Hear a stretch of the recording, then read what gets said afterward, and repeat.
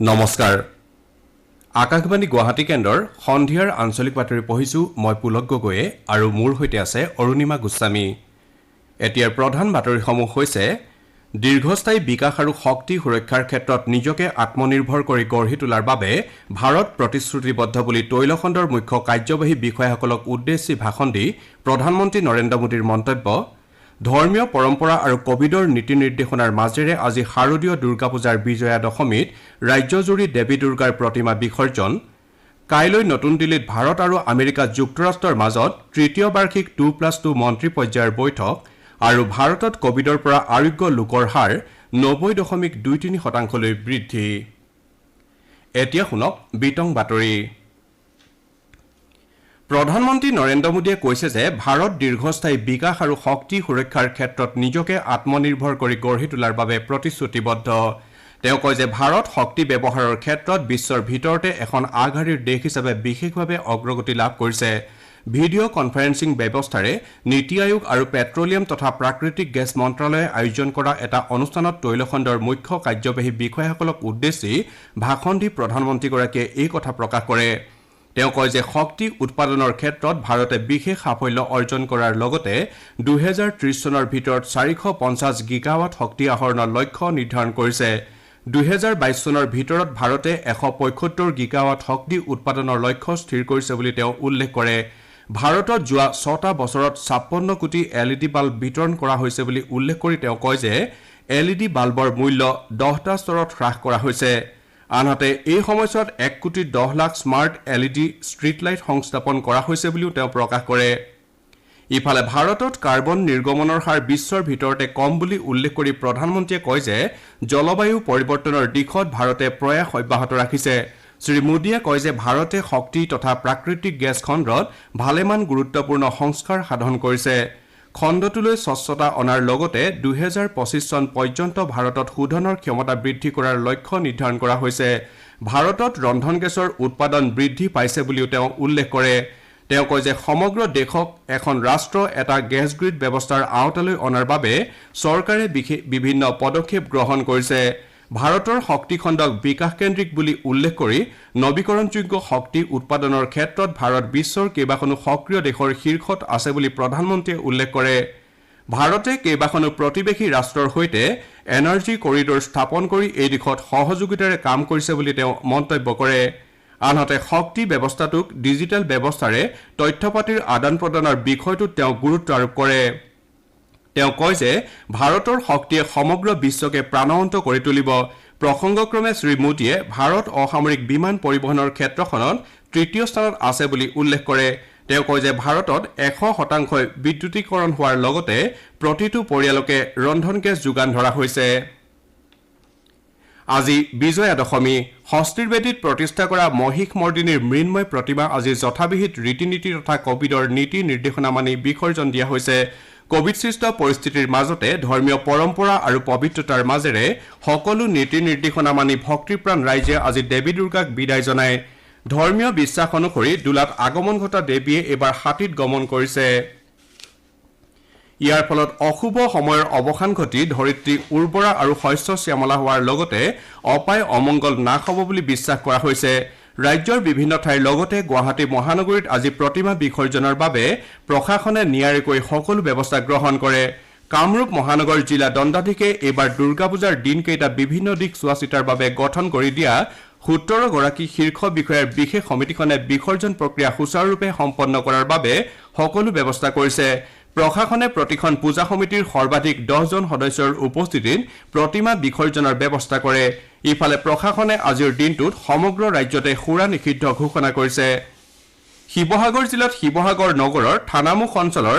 দিখৌ নদীৰ ঘাটত আজি পুৱাৰে পৰা কঠোৰ নিৰাপত্তা আৰু কোভিডৰ প্ৰটকল মানি বিসৰ্জন পৰ্ব আৰম্ভ হয়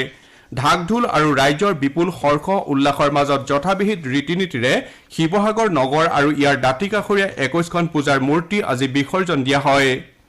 বিশ্বনাথ জিলাৰ গহপুৰৰ পশ্চিম প্ৰান্তৰ বুৰৈঘাট আৰু পূব প্ৰান্তৰ মৰ্ণৈঘাটত আজি দিনৰ 1 বজাৰ পৰা প্ৰতিমা বিসৰ্জন আৰম্ভ হয়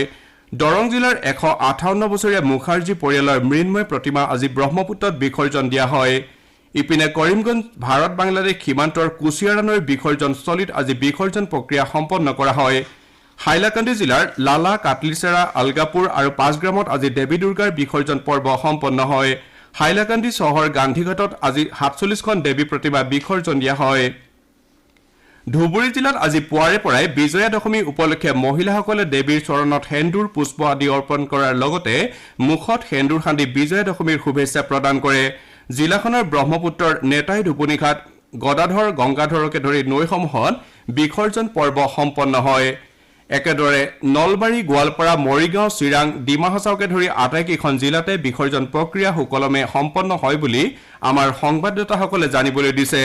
মৰিগাঁও জিলাৰ ভুৰাগাঁৱৰ ব্ৰহ্মপুত্ৰৰ পাৰঘাটত কোভিড প্ৰটকল মানি বিসৰ্জন প্ৰক্ৰিয়া সম্পন্ন হয় ইপিনে অসম মেঘালয় সীমান্তৱৰ্তী লালমাটি ঘাটত প্ৰতি বছৰৰ দৰে এইবাৰো দেৱী প্ৰতিমা বিসৰ্জন দিয়া হয়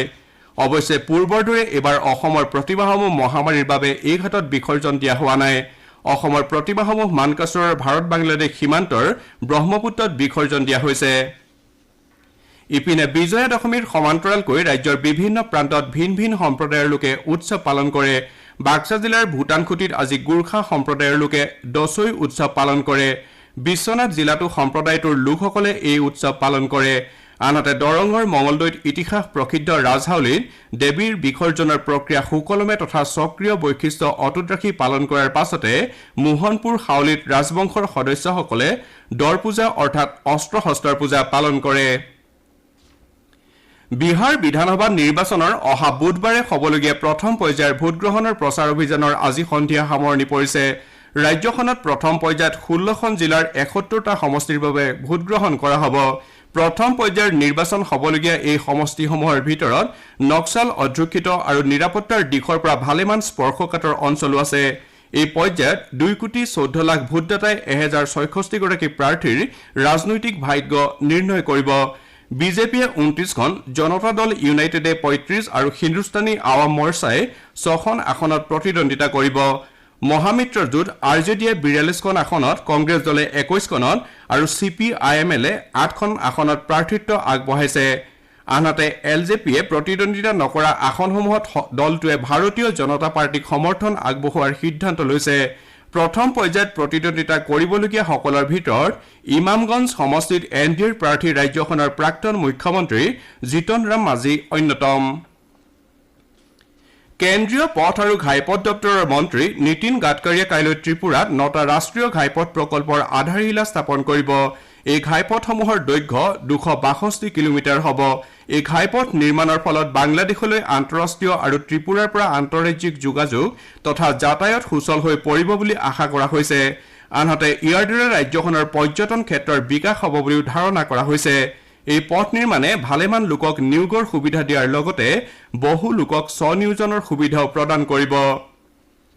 পৰৱৰ্তী বাতৰি শুনক অৰুণিমা গোস্বামীৰ পৰা শ্ৰোতাসকলে সন্ধিয়াৰ আঞ্চলিক বাতৰি শুনিছে আকাশবাণী গুৱাহাটী কেন্দ্ৰৰ পৰা নতুন দিল্লীত কাইলৈ ভাৰত আৰু আমেৰিকা যুক্তৰাষ্ট্ৰৰ মাজত তৃতীয় বাৰ্ষিক 2+2 মন্ত্ৰী পৰ্যায়ৰ বৈঠক অনুষ্ঠিত হ'ব এই বৈঠকৰ পূৰ্বে প্ৰতিৰক্ষা মন্ত্ৰী ৰাজনাথ সিঙে আজি নতুন দিল্লীত আমেৰিকা যুক্তৰাষ্ট্ৰৰ প্ৰতিৰক্ষা মন্ত্ৰী ডক্টৰ মাৰ্ক এছপাৰক সাক্ষাৎ কৰে এটা টুইটযোগে শ্ৰী সিঙে কয় যে আজিৰ আলোচনা যথেষ্ট সৌহাৰ্দ্যপূৰ্ণ আৰু ফলপ্ৰসূ আছিল আজি দুয়োগৰাকী মন্ত্ৰীয়ে ভাৰত আৰু আমেৰিকাৰ মাজত বিভিন্ন ক্ষেত্ৰত প্ৰতিৰক্ষা সহযোগিতা অধিক সুদৃঢ় কৰাৰ বিষয়টোলৈ আলোচনা কৰে আজিৰ আলোচনাই ভাৰত আৰু আমেৰিকাৰ মাজৰ প্ৰতিৰক্ষা ক্ষেত্ৰৰ সম্পৰ্ক আৰু পাৰস্পৰিক সহযোগিতাক এক নতুন মাত্ৰা প্ৰদান কৰিব বুলিও শ্ৰী সিঙে প্ৰকাশ কৰে আজি বিদেশ মন্ত্ৰী ডক্টৰ এছ জয়শংকৰে আমেৰিকা যুক্তৰাষ্ট্ৰৰ বিদেশ মন্ত্ৰী মাইক পম্পিঅ'ক সাক্ষাৎ কৰাৰ কথা আছে উল্লেখযোগ্য যে 2+2 মন্ত্ৰী পৰ্যায়ৰ বৈঠকৰ বাবে আজি বিয়লি নতুন দিল্লীত উপস্থিত হোৱা আমেৰিকা যুক্তৰাষ্ট্ৰৰ প্ৰতিৰক্ষা আৰু বিদেশ মন্ত্ৰী দুগৰাকীক শ্ৰী সিং আৰু ডক্টৰ জয়শংকৰে আজি নৈশ ভোজলৈ আমন্ত্ৰণ জনাইছে কাইলৈ হ'বলগীয়া বৈঠকত ভাৰত আৰু আমেৰিকা যুক্তৰাষ্ট্ৰৰ মাজৰ কৌশলগত সহযোগিতা বৃদ্ধিৰ লগতে বিশ্ব তথা ভাৰত প্ৰশান্ত মহাসাগৰীয় অঞ্চলত সুস্থিৰতা আৰু সমৃদ্ধি শক্তিশালী কৰাৰ বিষয়টো বিতংভাৱে আলোচনা কৰা হ'ব বিশ্বৰ আটাইতকৈ পুৰণি আৰু সৰ্ববৃহৎ গণতন্ত্ৰ হিচাপে ভাৰত আৰু আমেৰিকাই গণতান্ত্ৰিক পৰম্পৰা আৰু সুদৃঢ় বান্ধোনেৰে বান্ধ খাই আছে কাইলৈৰ বৈঠকত শক্তি অসামৰিক বিমান পৰিবহণ বিজ্ঞান মহাকাশ আন্তঃগাঁথনি তথা স্বাস্থ্যকে ধৰি ভালেমান বিষয় লৈ আলোচনা কৰা হ'ব ভাৰতে কোভিড-19ৰ বিৰুদ্ধে যুঁজখনত বিশেষ সাফল্য অৰ্জন কৰিছে ভাৰতত কোভিডৰ পৰা আৰোগ্যৰ হাৰ 90.23% বৃদ্ধি পাইছে দেশত ৭১ লাখৰো অধিক কোভিড ৰোগী সুস্থ হৈ উঠিছে। এই সংখ্যা চিকিৎসাধীন লোকৰ সংখ্যাতকৈ 11 গুণ অধিক। যোৱা 24 ঘণ্টাত ভাৰতত প্ৰায় 60,000 লোক আৰোগ্য হৈছে আৰু এই সময়ছোৱাত 45,000 লোকৰ দেহত কৰোনা ভাইৰাছৰ উপস্থিতি ধৰা পৰিছে। স্বাস্থ্য মন্ত্ৰালয়ে প্ৰকাশ কৰিছে যে দেশৰ স্বাস্থ্য আন্তঃগাঁথনিৰ উন্নীতকৰণ, কেন্দ্ৰীয় চৰকাৰৰ স্বাস্থ্যবিধিসমূহ পালন আৰু চিকিৎসক, পেৰামেডিক তথা ইয়াৰ সৈতে জড়িত অন্য লোকসকলৰ ত্যাগ আৰু প্ৰতিশ্ৰুতিবদ্ধতাৰ বাবে আৰোগ্যৰ হাৰ বৃদ্ধি পাইছে। ইফালে ভাৰতত কোভিডৰ ফলত মৃত্যুৰ হাৰ 1.50% নিম্নগামী হৈছে। যোৱা 24 ঘণ্টাত ভাৰতত 480 জন লোকৰ এই ৰোগৰ ফলত মৃত্যু হৈছে। আনহাতে ভাৰতত সম্প্ৰতি চিকিৎসাধীন লোকৰ হাৰ 8.5% অৱনমিত হৈছে। ইফালে দেশত যোৱা 24 ঘণ্টাত 9,39,000ৰো অধিক কোভিড পৰীক্ষা কৰা হৈছে। ইয়াকে লৈ ভাৰতত কোভিড পৰীক্ষাৰ সংখ্যা 10,35,00,000লৈ বৃদ্ধি পাইছে। মেঘালয়ত আজি 139 জন লোক কোভিড-19ৰ পৰা আৰোগ্য হৈছে। ইয়াকে লৈ ৰাজ্যখনত মুঠ সুস্থ হৈ উঠা লোকৰ সংখ্যা 7,400ৰো অধিক হৈছেগৈ। ইফালে ৰাজ্যখনত আজি 48 জন লোকৰ দেহত কৰোনা ভাইৰাছৰ উপস্থিতি ধৰা পৰে। মেঘালয়ত এতিয়ালৈকে এই ৰোগত আক্ৰান্ত হোৱা 9,000ৰো অধিক লোকৰ ভিতৰত 1,514 জন চিকিৎসাধীন হৈ আছে আৰু ইতিমধ্যে 81 জনৰ মৃত্যু হৈছে। সপ্তম পৰ্যায়ৰ বন্দে ভাৰত অভিযান অহা 29 অক্টোবৰৰ পৰা আৰম্ভ হ'ব। কেন্দ্ৰীয় অসামৰিক বিমান পৰিবহণ মন্ত্ৰী হৰদীপ সিং পুৰীয়ে এটা টুইটযোগে এই কথা প্ৰকাশ কৰিছে। তেওঁ কৈছে যে এইবাৰ পূৰ্বতকৈ অধিক স্থানৰ পৰা অধিক বিমানেৰে ভাৰতীয় লোকসকলক উভতাই অনা হ'ব। তেওঁ কয় যে এতিয়ালৈকে বন্দে ভাৰত অভিযানৰ অধীনত 20,70,000ৰো অধিক লোকক স্বদেশলৈ উভতাই অনা হৈছে। কালিৰ দিনটোত বিভিন্ন দেশৰ পৰা ভাৰতলৈ 4,300ৰো অধিক লোক উভতি আহিছে। উল্লেখযোগ্য যে কোভিড-19ৰ পৰিপ্ৰেক্ষিতত ঘোষণা কৰা লকডাউনৰ ফলত বিভিন্ন দেশত আবদ্ধ হৈ থকা লোকসকলক ভাৰতলৈ উভতাই অনাৰ বাবে বন্দে ভাৰত অভিযান ৰূপায়ণ কৰা হৈছিল। CBIৰ এখন বিশেষ আদালতে আজি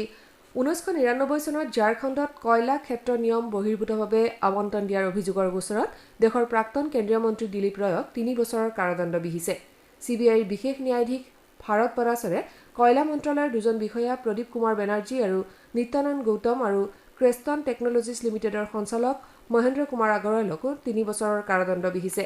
আদালতে লগতে চৰকাৰী বিষয়া দুগৰাকীক 10 লাখ টকাকৈ আৰু ক্ৰেষ্টন টেকনলজিছ লিমিটেডক 60 লাখ টকাৰ জৰিমনা বিহিছে। IPL ক্ৰিকেট প্ৰতিযোগিতাৰ আজি শ্বাৰজাহত অনুষ্ঠিত হ'বলগীয়া এখন খেলত কলকাতা নাইট ৰাইডাৰ্ছ কিংছ 11 পঞ্জাৱৰ মুখামুখি হ'ব। আজিৰ খেলখনত বিজয়ী দলটোৱে প্লে অফ পৰ্যায়ৰ খেলৰ বাবে চতুৰ্থ স্থান অধিকাৰ কৰিব। ইতিমধ্যে 14 পইণ্টকৈ অৰ্জন কৰি Mumbai Indians, Delhi Capitals, Royal Challengers Bangalore play অফৰ বাবে স্থান লাভ কৰিছে। কালি ডুবাইত অনুষ্ঠিত এখন খেলত ৰাজস্থান ৰয়েলছে মুম্বাই ইণ্ডিয়ানছক 8 উইকেটত পৰাজিত কৰাৰ ফলত চেন্নাই ছুপাৰ কিংছৰ প্লে অফত খেলাৰ আশা নিৰ্বাপিত হয়। উল্লেখযোগ্য যে IPL ক্ৰিকেটৰ ইতিহাসত 3বাৰৰ চেম্পিয়ন চেন্নাই ছুপাৰ কিংছ প্ৰথমবাৰৰ বাবে প্লে অফ খেলাৰ যোগ্যতাৰ পৰা বঞ্চিত হৈছে। কামৰূপ জিলাৰ হাজোত অনুষ্ঠিত দিবানৈশ প্ৰাইজমানি ভলীবল প্ৰতিযোগিতাত আগিয়াথুৰি এমাজন ভলীবল ক্লাবে খিতাপ দখল কৰিছে। জিলাখনৰ বিভিন্ন ঠাইৰ 10টা দলে এই প্ৰতিযোগিতাত অংশগ্ৰহণ কৰিছিল। অসম সংখ্যালঘু উন্নয়ন পৰিষদৰ সদস্য বিশিষ্ট সমাজকৰ্মী ৰাজনীতিবিদ আব্দুল চুভানৰ বিয়োগত মুখ্যমন্ত্ৰী সৰ্বানন্দ সোণোৱালে গভীৰ শোক প্ৰকাশ কৰিছে। এটা শোকবাৰ্তাৰ জৰিয়তে মুখ্যমন্ত্ৰীগৰাকীয়ে কয় যে সততা আৰু নিষ্ঠাৰে জীৱন নিৰ্বাহ কৰা প্ৰয়াত আব্দুল চুভানে ৰাজনৈতিক ক্ষেত্ৰখনতো মূল্যবোধৰ উজ্জ্বল নিদৰ্শন দাঙি ধৰি গৈছে। বিশিষ্ট শিক্ষাবিদ, সাহিত্যিক, সাংবাদিক ডক্টৰ কাৰাম ইবুংহল সিংহৰ বিয়োগত মুখ্যমন্ত্ৰী সৰ্বানন্দ সোণোৱালে গভীৰ শোক প্ৰকাশ কৰিছে। এটা শোকবাৰ্তাত মুখ্যমন্ত্ৰীয়ে কৈছে যে অসম মণিপুৰী সাহিত্য পৰিষদৰ কেন্দ্ৰীয় সভাপতি তথা অসম সাহিত্য সভাৰ এগৰাকী সদস্য হিচাপে তেওঁ অসমৰ সাহিত্য জগতলৈ যথেষ্ট অৱদান আগবঢ়াই গৈছে। বাতৰি শেষ কৰাৰ পূৰ্বে প্ৰধান বাতৰি কেইটামান পুনৰ এবাৰ শুনক। দীৰ্ঘস্থায়ী বিকাশ আৰু শক্তি সুৰক্ষাৰ ক্ষেত্ৰত নিজকে আত্মনিৰ্ভৰ কৰি গঢ়ি তোলাৰ বাবে ভাৰত প্ৰতিশ্ৰুতিবদ্ধ বুলি তৈল খণ্ডৰ মুখ্য কাৰ্যবাহী বিষয়াসকলক উদ্দেশ্যি ভাষণ দি প্ৰধানমন্ত্ৰী নৰেন্দ্ৰ মোদীৰ মন্তব্য। ধৰ্মীয় পৰম্পৰা আৰু কোভিডৰ নীতি নিৰ্দেশনাৰ মাজেৰে আজি শাৰদীয় দুৰ্গা পূজাৰ বিজয়া দশমীত ৰাজ্যজুৰি দেৱী দুৰ্গাৰ প্ৰতিমা বিসৰ্জন আৰু কাইলৈ নতুন দিল্লীত ভাৰত আৰু আমেৰিকা যুক্তৰাষ্ট্ৰৰ মাজত তৃতীয় বাৰ্ষিক 2+2 মন্ত্ৰী পৰ্যায়ৰ বৈঠক। বাতৰি শেষ কৰাৰ পূৰ্বে কওঁ, মাস্ক পৰিধান কৰক, হাত ধুৱক, পৰস্পৰৰ মাজত কমেও 2 গজ দূৰত্ব বজাই ৰাখক, কোভিডক পৰাজিত কৰক। এতিয়াৰ আঞ্চলিক বাতৰি ইমানতে অন্ত পৰিল।